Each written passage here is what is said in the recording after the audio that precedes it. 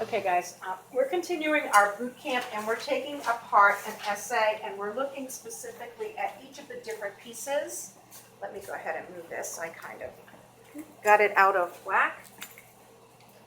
Now, one of the things that I have noticed in looking and reading your mock FSA essay is what we know first of all that the introduction and the conclusions are the easiest parts of the essay to write. They follow just a basic pattern, but what makes them difficult in the introduction is the hook, writing an engaging hook. All right? And if you almost have to kind of tap into your work with narrative writing at the beginning of the year in order to write a good hook for your introduction. Another place that we're having difficulty is in the conclusion, and that is with the call to action.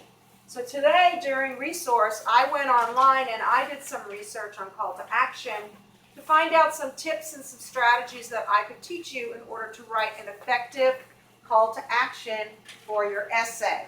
Some of you, honestly, are either leaving it out completely or you're writing something that's really not a good call to action, like what do you think? Or do you agree with me? Okay? And we really need to push ourselves because remember, the call to action is the last part of the essay that the person who scores it is going to read. It's going to stay with them. And so in order to be more effective in your essay, you need to learn how to write a very, very good call to action.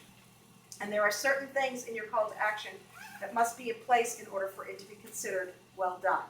Now, the interesting thing is that when I started to research this, a lot of marketing and advertising companies are looking for their workers, their employees, to be able to write a good call to action because that is the response to an advertisement or an article in a magazine, is to get somebody to actually do something about it, change their behavior, and do something.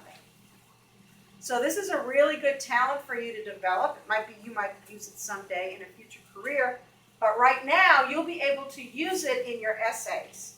And that's what you want to do. You want to use it in your essay. You want a really good, effective call to action. Okay, so let's talk through the different steps. Okay, the very first thing you want to do when you're considering your call to action is you want to think about your reader. You always want to think about your reader anyway, but you really want to think about how your reader is going to connect to the topic. So we have been working with a text set about chocolate milk and whether or not chocolate milk should be kept in schools, sold in schools and cafeterias, or if it should be banned from schools. Now, your reader are other fourth graders, other elementary school students that are going to be affected by this. They're going to connect to this topic because they may be standing in line buying lunch and choosing the chocolate milk. Okay, so that's going to be the connection. That's how they're going to be interested or motivated in the topic. All right, now you have to build a connection with the reader. You want to craft your call to action, or notice how it's your CTA. That's how it's abbreviated. You want to craft your call to action in a way that speaks to the reader's desires, their motivations, their interests. So if we think about chocolate milk again, we think about the fact that either your reader is going to want to keep chocolate milk in school because they enjoy it and they drink it, or if they're super health conscious, they may be convinced that white milk should be the only choice in school cafeterias because it's healthier. All right? Those two things are going to be what motivates and interests your reader about this topic. And you've got to tap into that. All right? You've got to tap into it. You also want to use words that would inspire your reader. Okay? There's a perfect example here. Here's a call to action at the end of an essay about cruelty to animals. Made me think about our zoos essays, text sets that we used last year. It says, pitch in to prevent cruelty against animals. Notice how much better it is if it's crafted with words that would help to get somebody enthusiastic about it. Join the millions who are fighting to protect our furry friends. Notice both of these sentences still still say the same thing, but this one's crafted better. This one's written better because the word choice is better. And it's going to get the reader excited, enthusiastic about this idea. Okay? Now, finally, your call to action needs to be something that is fairly easy to do. I don't remember who it was or what class it came from, but earlier this year, I read an essay and somebody said, go do your own research on this topic as their call to action. Well, that's kind of a complicated process. All right? It's not something easy for somebody to do. All right? So let's go ahead and practice keeping in mind our chocolate milk text set. All right? So we already talked. We know that our reader is going to connect to this topic because your reader is going to be an elementary school student who buys milk in the cafeteria. Maybe not every day, but every once in a while. Buys a lunch in the cafeteria, okay? And we know we want to tap into their desires, their motivations, their interests. We also know we want to use words that would inspire them, and we want it to be something that they could easily do, either at that moment or tomorrow. Okay? So what I'd like you to do right now is to go ahead, turn and talk with a partner, and I want you to write a call to action for your chocolate milk essay. Just the call to action. Go ahead and turn and talk.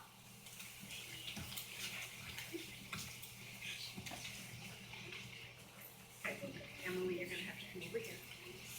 Sebastian.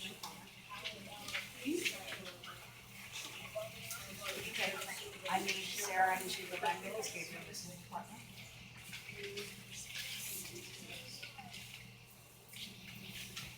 Okay, so I see your conversations.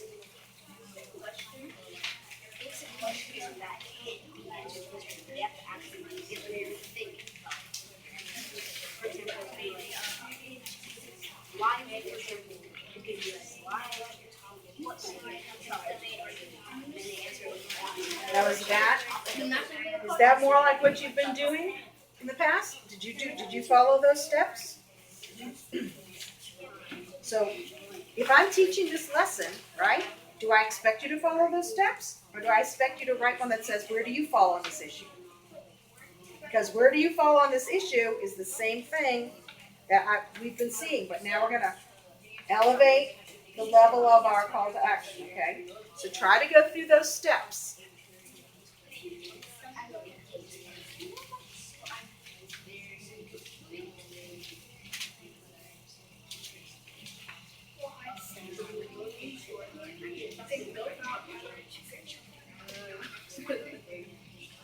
All right, can I hear that again? Can I hear that again?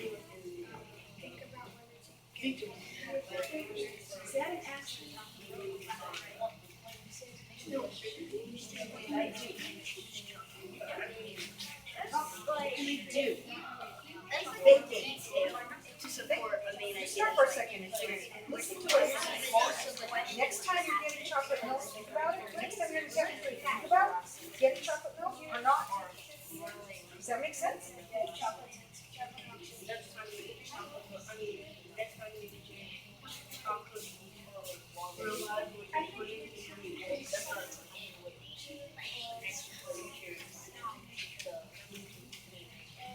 Once you agree on a good call to action, jot it in your notebook.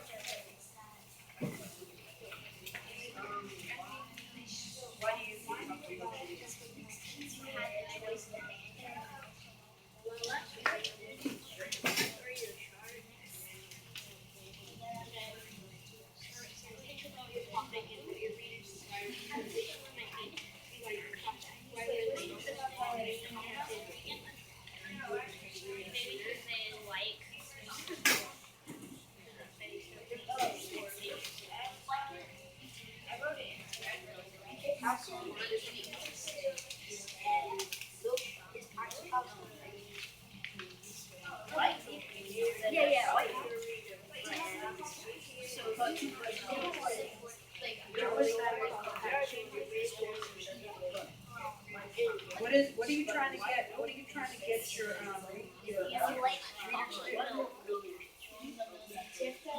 action? Action. Do something. Not think something. Do something.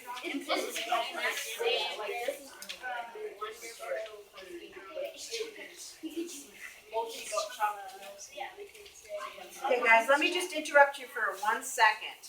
Okay. Remember what we're talking about today is a call to action, right? So I understand that getting your reader to think about something, all right, sounds like a call to action. But what are we talking about here? We're talking about a debate. We're talking about the possibility that chocolate milk is going to be banned from school. Do you really want your reader to think? How is thinking going to do anything for this issue? You want them to do what? Act, right? You want them to act. All right, I'm going to give you 2 minutes to revise the call to action you have in your notebook so that it's an action.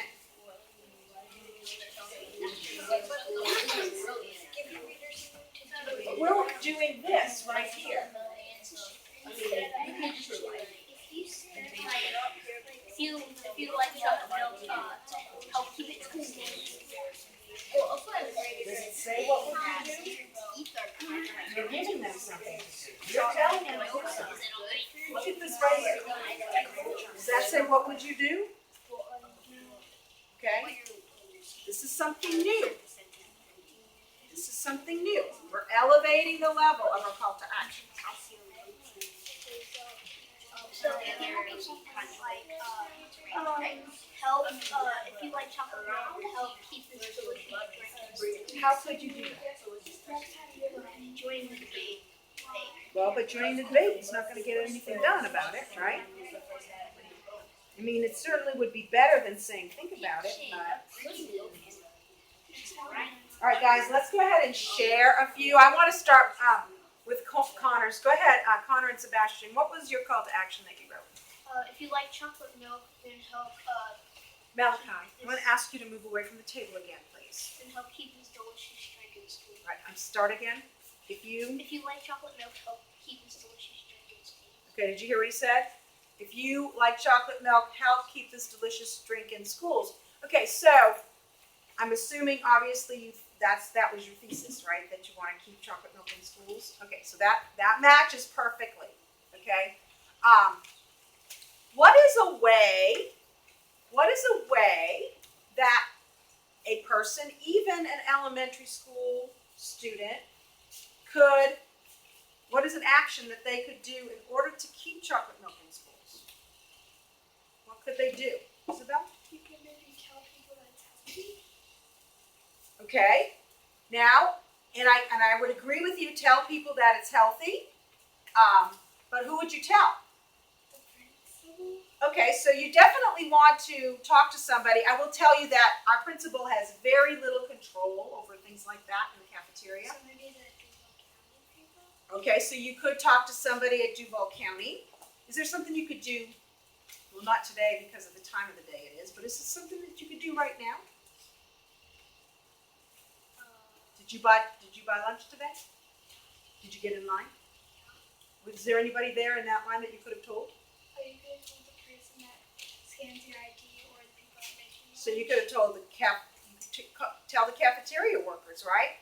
The cafeteria workers how much you appreciate chocolate milk or how important chocolate milk is to be in your school. All right, so can you see how that is a clearer call to action? And one of the things that Isabel did, she showed me the checklist, and the checklist says give your reader something to do and think about.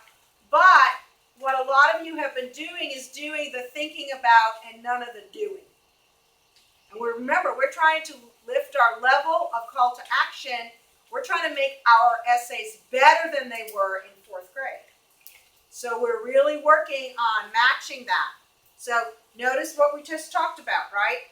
We have the context of students who are our readers. What can a student do? A student could very easily, doesn't take a lot to do this.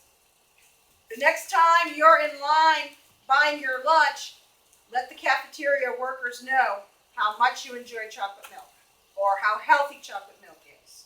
All right? So Notice that too is also, it's not a yes or no, right? So a lot of times what we were struggling with is you were writing a think about that really didn't match your topic, and your think about was mostly a yes or no answer. Okay, so today when you go back to your seats, you're going to write your conclusion to your fingerprints essay. So you're going to write the conclusion to the fingerprints essay, and you're going to think about and go through the same process for your call to action. Does everybody understand that? Gabriel, what are you going to do when you go back to your seat? Look at the call to action. Pardon me? Look at the call to action. For what? Who can help him out? What are we going to do when we go to our work time? Isabel. We're gonna write the conclusion and write the call to action. For what? For the fingerprint essay. Okay, so Gabriel, what are we going to do? Go back to your seat and write your fingerprint essay with the conclusion for it. The conclusion for your fingerprint essay. And the call to and write the call. Well, the call to action definitely will be part of that. That's the last piece of your conclusion. All right, so when you go back to your seat, you're going to get a piece of notebook paper. You're going to put your heading on it. You're going to write your conclusion. We're not going to have a long work period today, about 15 minutes. It does not take that long to do your conclusion. Go through your steps to come up with your call to action. If you finish that, you're going to turn it into the basket. And then some of you, I passed back your introductions that still need revision. And some of you have not finished your body paragraphs. So you need to move on to getting your body paragraphs completed and turning in, and turn in your revisions on your introduction. Any questions before I send you back to your seat? Yes. Do you need to write all my paragraphs? You just need to write one. Remember, we want to put all of the pieces in there. I will look at them, and then we will decide who gets to test out of writing body paragraphs, and then who is going to have to be continuing to meet in mini lessons and small groups for body paragraphs. Any other questions? Okay. Please carefully gather up your things and make your way back to your seats.